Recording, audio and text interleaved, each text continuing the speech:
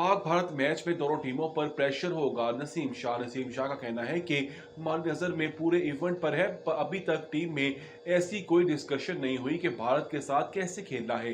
Pak Bharat match में दोनों टीमों पर प्रेशर होगा। कौमी टीम के फास्ट बॉलर नसीम शाह का कराची में मीडिया से गुफ्तगू करते हुए कहना है कि पूरी दुनिया में देखें तो फास्ट बॉलर की स्पीड 140 तक होती है। चंद ऐसे बॉलर्स हैं जिन्होंने इसको बरकरार रखा है। इन विकेटों पर अच्छी लाइन लेंथ पर बॉलिंग करना हदफ होगा। फास्ट बॉलर हो या स्पिनर, सबका अपना रोल होता है। उन्होंने कहा कि हमारी नजर पूरे इवेंट पर है। अभी तक टीम में ऐसी कोई डिस्कशन नहीं हुई कि भारत के साथ कैसे खेलना है। पाकिस्तान और भारत मैच में दोनों टीमों पर प्रेशर होगा। मास्टिंग में बहुत करीब जाकर मैच बारे कोशिश होगी। गलतियां ना दोहराएं। पाकिस्तानी फास्ट बॉलर का कहना है कि पिछले 2-3 सीरीज में फास्ट बॉलर्स ने अच्छी बॉलिंग की। खुद पर यकीन है, अपना बेस्ट देंगे।